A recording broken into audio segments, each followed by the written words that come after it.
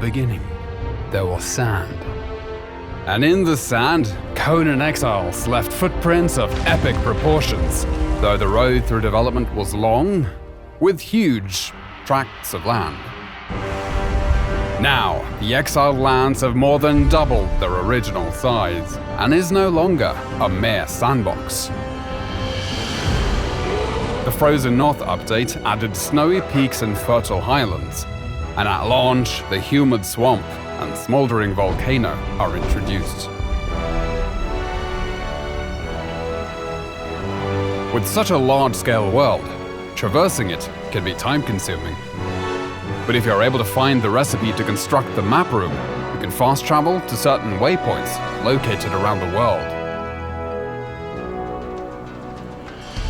Perhaps you'll visit Sepemeru, the relic hunter city to the west, which is now a mostly harmless trading hub where players can come to barter, or perhaps strike up a conversation with the locals over a pina colada. With a fully dynamic weather system, there is a chance you might get caught in the rain, snow, or deadly sandstorms.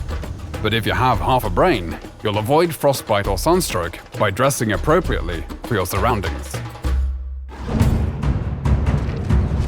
The world is filled with dangerous monsters and other humans, as well as challenging world bosses and deadly dungeons.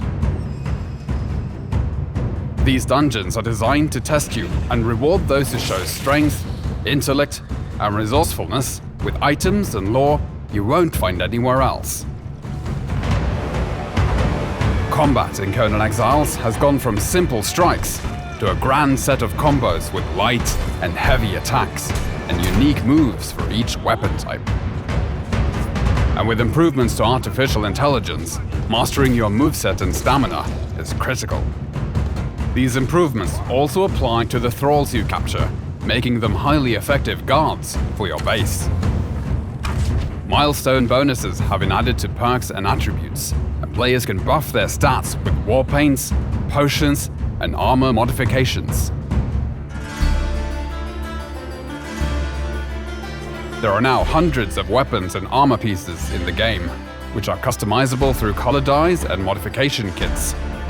And there are hundreds of building blocks in different tiers and styles for you to enjoy, including crafting and cooking stations, grow beds, and decorative items for the castle of your dreams and your enemy's nightmares.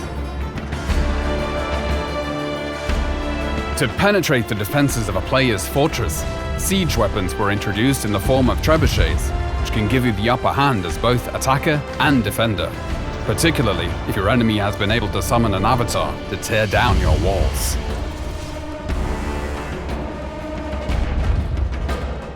With the ability for players to climb any structure or cliff face in the game, necessary defenses like siege cauldrons and crenellated walls were added. And should the enemy somehow be able to sneak their way in, there is always the option of blowing them up in your personal minefield.